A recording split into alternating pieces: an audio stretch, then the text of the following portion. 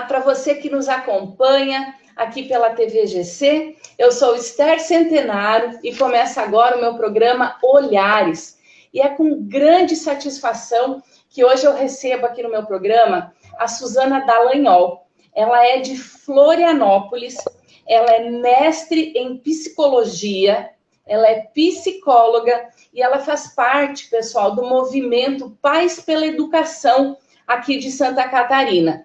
Eu quero começar o meu programa hoje lendo a primeira postagem do Instagram do movimento. Tá? Nós vamos colocar aqui na tela para vocês acompanharem depois, quem quiser curtir a página também e estar acompanhando o movimento. Lá na primeira postagem diz assim: somos pais que valorizam a educação. Queremos ver nossos filhos de volta à escola, se desenvolvendo de forma cognitiva, emocional, motora, afetiva e muito mais. Somos pais que não fecham os olhos para as necessidades das nossas crianças e que lutam pelo que deveria ser e será a prioridade no nosso país, a educação. Seja muito bem-vinda, Suzana, ao programa Olhares da TV GC. Obrigada, Esther, pela oportunidade. É um prazer estar aqui com você e com todos que estão nos ouvindo, né? É um assunto tão relevante e por muito tempo ficou adormecida a questão das escolas estarem fechadas, né? E nós, então, o Movimento Pais pela Educação, ele foi surgindo de maneira bastante orgânica. Primeiro, duas mães se reuniram preocupadas com a situação das escolas fechadas, que foi a Gabriela Benedetti e a Josiane. E então, naturalmente, outras mães, outros pais foram se agregando ao movimento, né? E foi crescendo organicamente, é um movimento apartidário, um movimento que não envolve política, onde a gente tem uma preocupação genuína com todas as crianças, com todos os estudantes, né? Não apenas com os nossos filhos, que foi quem a gente viu passando por tantas dificuldades com essa ruptura com a escola, mas também com as outras crianças, né, desse país, que a gente sabe que a situação das escolas fechadas traz várias implicações. Exatamente, esse é o intuito do movimento, né, Suzana? E temos bastante pessoas, inclusive aqui de São Miguel do Oeste, que fazem parte desse movimento. Já tivemos aqui movimentos que fomos para a rua, fizemos carreata de maneira segura, né? Porque o que a gente quer é ver nossas crianças na escola de novo, né? Primar pela educação. E hoje aqui no programa nós vamos falar em especial das nossas crianças especiais, que a gente escuta falar o retorno das escolas de maneira híbrida, de maneira remota, mas não se toca no assunto de como será as crianças especiais, né? E é certo que a pandemia causou uma regressão e trouxe um retrocesso, no mínimo, uma estagnação nos portadores de necessidades especiais, né?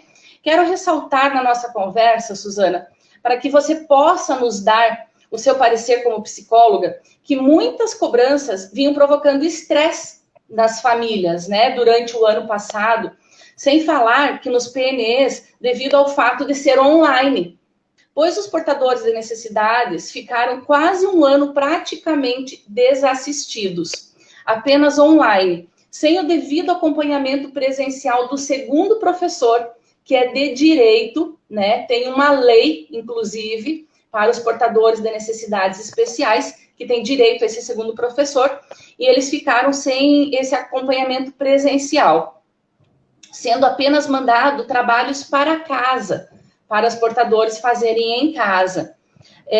E sabemos que os pais não é a mesma coisa do que o professor estar fazendo com o aluno. Então, Suzana, sabe-se o quanto é difícil esse tal de online para as pessoas portadoras de necessidades. O que você nos fala, Suzana, sobre isso?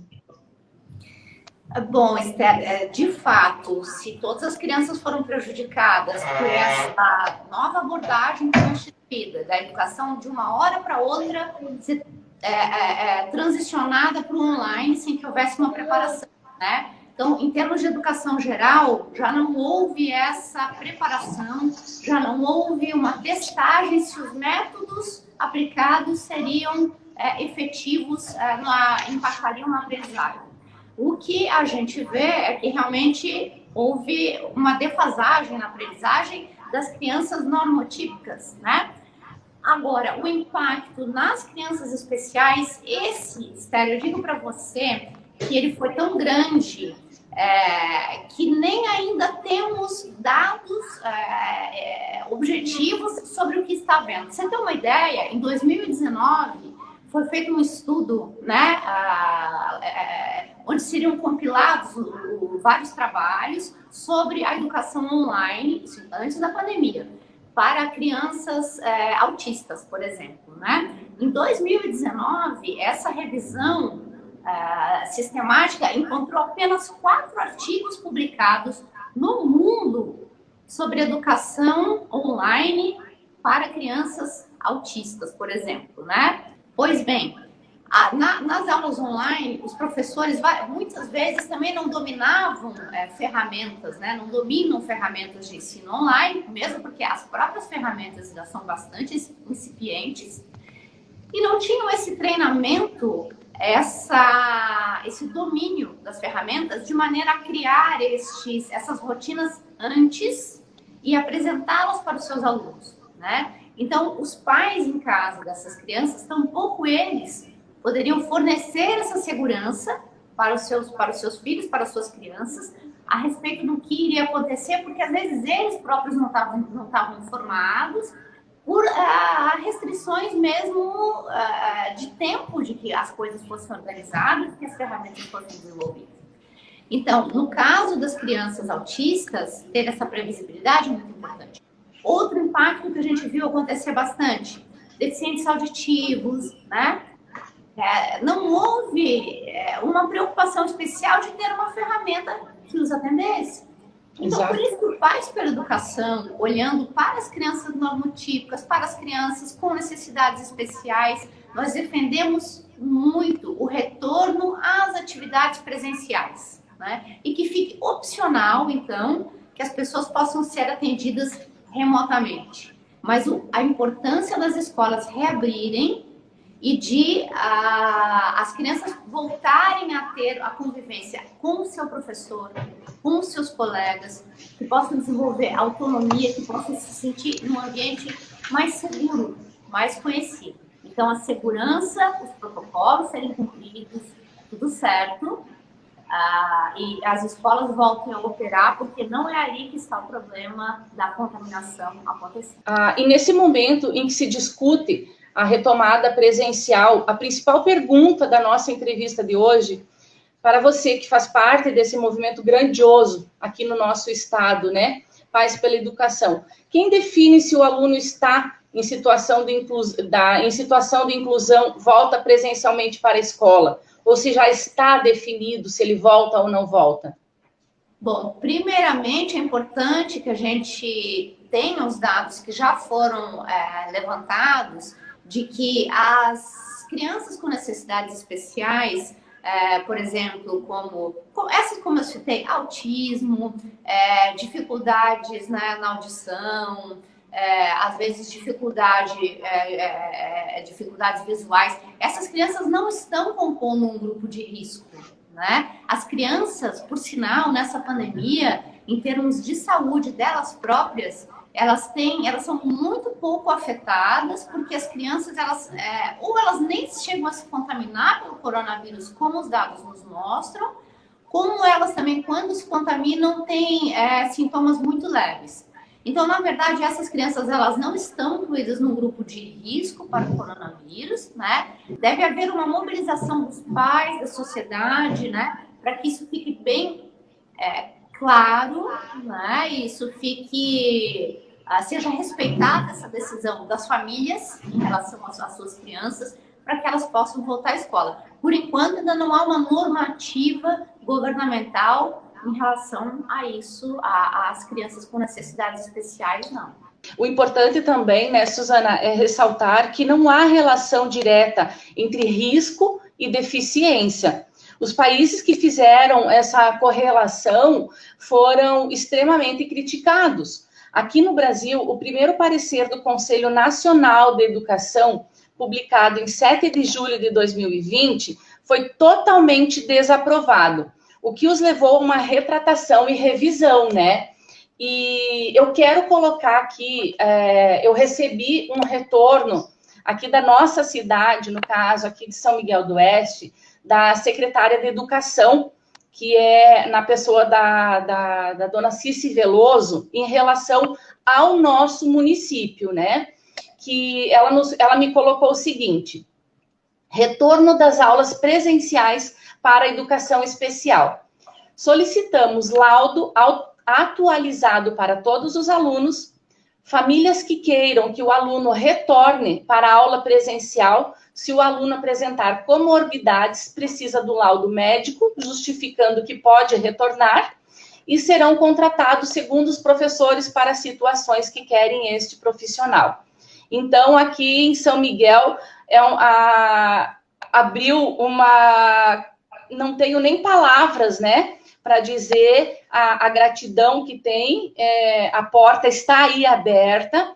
Os nossos especiais poderão, sim, estar retornando juntamente com as demais crianças, da mesma forma que será exposto de forma híbrida, e como vai ser com todos os demais, né?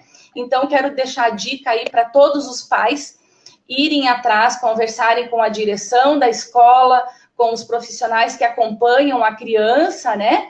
E solicitar isso junto à escola. Isso mesmo, Esther, sem dúvida nenhuma, né? E é importante que as famílias atentas a este retorno e que desejam o retorno das suas crianças ao ambiente escolar, presencial, que vão fazendo uma preparação, né? É importante que essas crianças, então, estejam informadas, né? De maneira gradual, como será esse retorno, né? Para que não seja um retorno assim de uma vez só, seria interessante, então, agendar também com os gestores das escolas visitas às unidades escolares, para que as crianças vejam que haverá mudanças, né? Há, às vezes, exigências de determinados protocolos, distanciamento, né, físico entre as pessoas. A utilização de máscara também é algo que tem que ser... Ela não está, por exemplo, para crianças dentro do espectro autista, não há uma obrigatoriedade no uso de máscara, né? Então, é importante ver com cada um com a sua criança, né, com as dificuldades que tem, até onde é possível, né, e até onde impor restrições demais são situações antagônicas àquilo que a criança pode vivenciar. Hoje, então, tivemos uma conversa com a Suzana Dallagnol, mestre em psicologia, psicóloga, faz parte do movimento Pais pela Educação de Santa Catarina, onde nós já deixamos aqui a página do Instagram para que todo mundo possa seguir também e participar. Foi muito agradável a nossa conversa e nós poderíamos ficar horas conversando, que tem assunto, né, Suzana? Eu te agradeço imensamente, não vai faltar oportunidade para nós estarmos conversando, e você que nos assistiu aqui pela TVGC, compartilhe essa nossa conversa, que é de suma importância para todo mundo estar sabendo do que está se passando ao retorno das aulas, também para as crianças especiais. Muito obrigado pela sua audiência e até quinta-feira que vem. Obrigado, Suzana. Um grande abraço para você. Muito obrigada, Esther. Abraço para você também e para todos.